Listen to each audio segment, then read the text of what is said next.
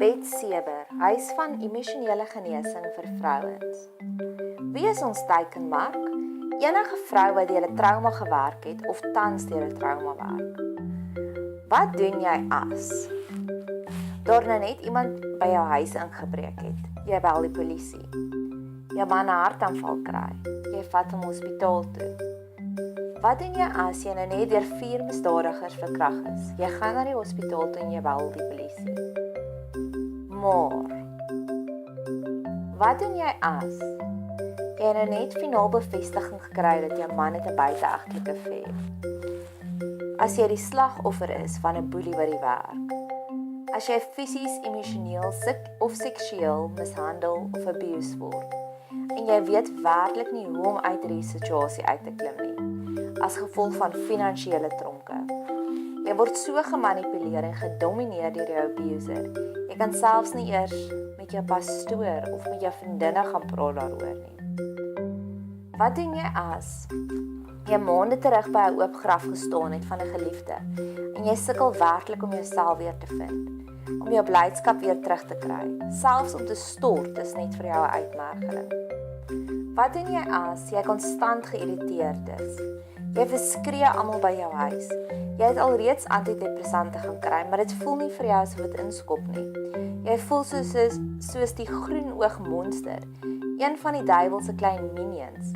Hoe kan jy net almal rondom jou so verstoot? Wat doen jy as jou kind 'n absolute rebel is?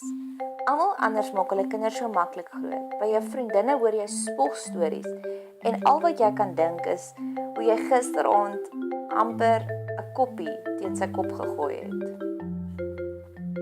Wat doen jy as jy nou net uitgevind het jou kind gebruik dwelms? Wat doen jy as jy voel jy is met die verkeerde persoon getroud? Wat doen jy as jou man aankondig hy wil skei? Wat doen jy as jy gediagnoseer is met kanker? So behandel die dokter jou fisiese gesondheid, maar wie behandel jou vrese, jou kommer, jou hartseer? Wat doen jy as jou man nou net sy werk verloor het en jy weet werklik nie waar die volgende uitkoms vandaan gaan kom nie? Hierdie wat ek nou beskryf het, noem ons medium-sized traumas. Dis daardie dinge wat met ons gebeur, waar die mat totaal en al onder ons voete uitgeruk word.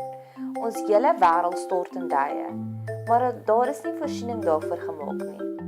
Ons het nie 'n polis of 'n versekering wat ons daarvoor kan uitneem nie. Ons het nie nooddienste wat ons daarvoor kan bel nie. En die samelewing, ons werke, die kinders se skole, ons verantwoordelikhede, verwag ons moet net normaal aangaan. Daar is hierdie een toneel in Titanic waar Rose sê, I saw my whole life as if I'd already lived it. An endless parade of parties and cotillions, yachts and polo matches. Always the same narrow people, the same mindless chatter. I felt like I was standing at a great precipice, with no one to pull me back, no one who cared, or even noticed. En ek dink, dis so baie vrouens voel. Ons weet nie hoe om uiting te gee aan hierdie diep eina, wat ons as 'n emosionele kanker van binne af verteer. Wat is 'n trauma? Dit is 'n wond wat op ons siel gemaak word as gevolg van 'n baie stresvolle situasie. Net soos ons knie stamp en ons weet hoe om die knie te versorg, met 'n bietjie Dettol die wond skoon te maak, 'n pleister op te plak. Net so moet ons ook leer hoe om emosionele wonde te versorg. En net soos 'n fisiese oop wond nie genees word nie, wanneer dit nie reg behandel word nie, dit dan vererger soos wanneer 'n wond septies raak. Net so gebeur dieselfde met ons emosionele wonde. 'n Klein bietjie verwerping kan lei tot isolasie. Soos byvoorbeeld, ek bou nou 'n muur rondom my hart. Niemand sal my weer so seer maak nie. Of ek sal nooit weer toelaat om iemand so naby my te kom om my so seer te maak nie. Daardie isolasie of selfpreservasie kan lei tot selfmoord. Of tot iemand wat hulle self so onreëlmatig bekragtig om dit te voorkom, dat hulle uitdraai in 'n boelie, 'n narcissus of selfs 'n psigopaat. Wat is verwerping? Verwerping is bloot net daardie gevoel dat ons is nie goed genoeg nie. Ons is nie waardig nie, soos byvoorbeeld. As ek 'n beter mamma was vir my kinders, sou my kind beter presteer het. Of, as ek 'n beter vrou vir my man was, dan sou hy eerder tyd met my spandeer, in plaas daarvan om so laat te werk of so laat te kuier. As ek 'n beter vriendin was, sou my vriendinne my ook saamgenooi het vir daardie ete-afspraak. Verwerping kan opgetel word op 'n MRI-scan as pyn in jou liggaam. Jou liggaam is fisies in pyn wanneer jy verwerp voel. En ons almal weet hoe depressief kan iemand raak wanneer hulle vir maande lank sukkel met 'n rugpyn. Ek was nou onlangs siek in die bed met bronkietis vir 'n week en ek kon sommer dadelik voel hoe my joy, my blydskap word minder. Nou verbeel jouself hoe voel iemand wat al vir jare verwerp word deur haar man, deur haar kinders, deur haar familie. Geen wonder daar word meer Valium verkoop in ons land as Bybels nie.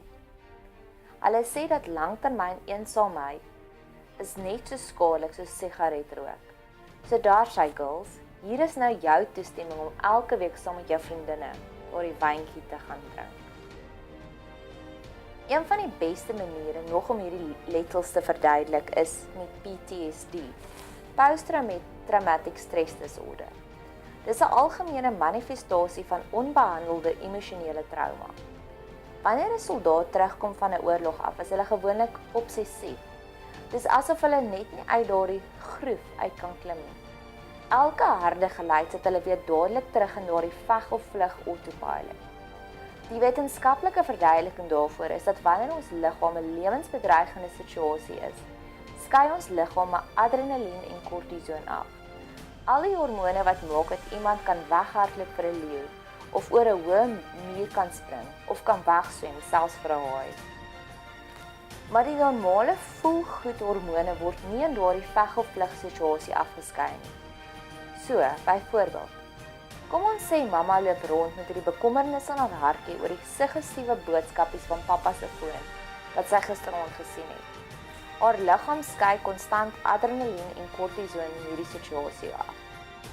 Dan kom Boeta na haar toe, omdat hy nou net van sy fiets afgeval het. Boeta verwag 'n drukkie en 'n Toy Story pleister, maar al wat hy kry is 'n geskreeu en 'n sneerige opmerking van mamma.